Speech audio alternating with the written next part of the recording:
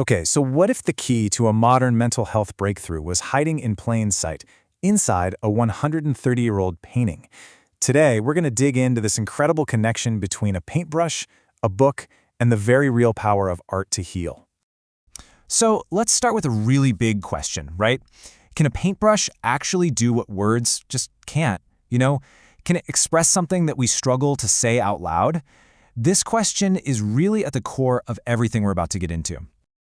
Okay, first things first, let's get something straight. Art therapy? It's not just, arts and crafts time. Not at all. It's a serious, integrative mental health profession. It gives us a way to face those really deep emotional and psychological challenges without having to say a single word. And look, this isn't just some feel-good idea, it's actually backed by solid research. Journals are full of studies showing this undeniable link between creativity and mental health recovery. This is truly where art and science shake hands. All right, so that's the science, but how does this actually play out in the real world? Let's take a look at a really powerful example of this idea in action, and we're going to find it inside the pages of a single book. Now, this philosophy is, it's a total game changer. It completely reframes how we talk about mental illness. It shifts the whole perspective away from being a victim and toward empowerment, and it recognizes that there is exceptional individual talent there. And this exact idea, it's the beating heart of an award-winning book called Crazy, a creative and personal look at mental illness. The fact that it won a major award, that just goes to show you how important this shift in thinking really is. So the book Crazy gives this really raw, inside look at mental illness. It uses art to explore a whole spectrum of experiences. We're talking bipolar, schizophrenia, trauma, eating disorders, and most importantly, the journey to recovery. Now, all of this sounds super modern, right? Very 21st century. But what if I told you that the inspiration for this book comes from a story that's more than 130 years old? And yeah, it involves one of the most famous artists who ever lived. That's right, the story takes us straight to Vincent van Gogh, and specifically to the year he spent in an asylum, a time that led to an absolutely profound discovery about healing and the power of community. A lot of us probably think of Van Gogh's story through that beautiful, haunting Don McLean song Vincent. And those lyrics, man, they just perfectly capture how the world struggled to understand this artist who was in a deep battle with his own mind. And that song, of course, was inspired by the Starry Night. But here is the detail that changes everything. He didn't paint this masterpiece in some quiet, peaceful studio. No, he painted it from memory, looking out the window of his room in an asylum. The timeline here is it's incredible. Think about this. In May of 1889, he checks himself into the asylum. Just a few weeks later, he's writing to his brother about this huge change in how he's feeling. And by June, he's painted the Starry Night. That whole year was unbelievably productive and, transformative. I mean, when he first got there, Vincent was terrified. Absolutely terrified.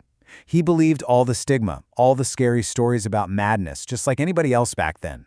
But then, something totally unexpected happened once he was actually living alongside the other patients. He writes this letter to his brother Theo, and you can just feel the change. He says his fear is basically melting away. And why? Not because he was locked away, but because, for the first time, he was surrounded by people who got it. He was in a community that understood him.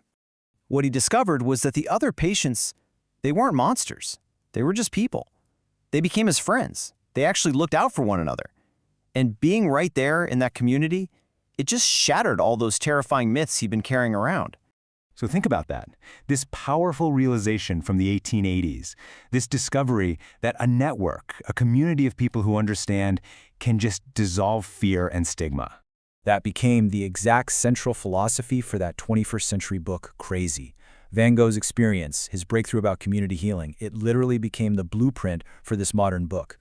Wow, so after that incredible story connecting the past to the present, what's the takeaway for you and me?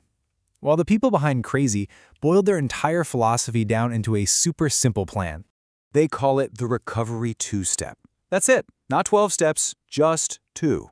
Step 1 is the clinical side. Take your meds. And step 2, that's the lesson from Van Gogh.